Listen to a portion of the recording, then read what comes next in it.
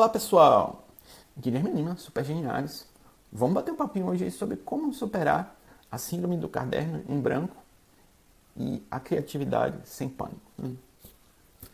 Eu gostaria de começar esse episódio de hoje compartilhando uma experiência que eu acho que é comum aos superdotados, a chamada síndrome do caderno em branco.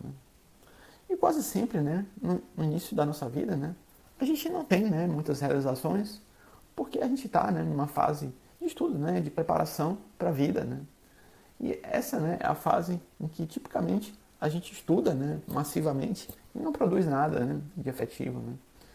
E muitas vezes então, ao fazer essa transição entre escola e faculdade, muitas vezes vem o desespero de não saber o que você deve priorizar. E o mais comum é, diante de poucas realizações ou nenhuma realização, seu cérebro trava de terror por não saber a primeira jogada perfeita. E nos dias de hoje, eu recomendo fortemente a chamada estratégia do rascunho feio e das múltiplas iterações. E essa técnica do rascunho feio, do inglês ugly draft, aliada com aperfeiçoamentos contínuos, isso costuma ser o suficiente para vencer o bloqueio criativo. E o excesso de possibilidades e a busca pela frase inicial perfeita é algo que é uma busca que precisa ser limitada. E não espere a perfeição logo nas suas primeiras criações.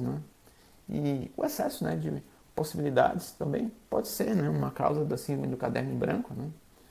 E eu, se tivesse que dar um conselho, convém a pessoa eleger as prioridades e delimitar o escopo do seu interesse em um determinado momento. Tenha em mente que mesmo os grandes autores provavelmente adotaram uma permissividade a ponto de um primeiro rascunho no lixo, em que a pessoa ela se dá a permissão explícita para ela mesma criar algo ruim e só depois de criar algo ruim querer lapidar e aperfeiçoar a sua técnica, a sua escrita. E existe ainda o paradoxo de colocar limites propositais que muitas vezes isso gera mais liberdade de criação, porque como tudo tem uma relação com tudo, se você não tiver um limite no escopo, basicamente o seu caderno possivelmente seria bem bagunçado. E do ponto de vista da pesquisa, existe ainda a tática madura de começar pelo meio da tarefa e deixar para construir a introdução no final. E dessa forma a introdução termina por representar melhor o restante do trabalho. Então, pessoal, era tudo que eu tinha para dizer por hoje. Forte abraço. Tchau, tchau.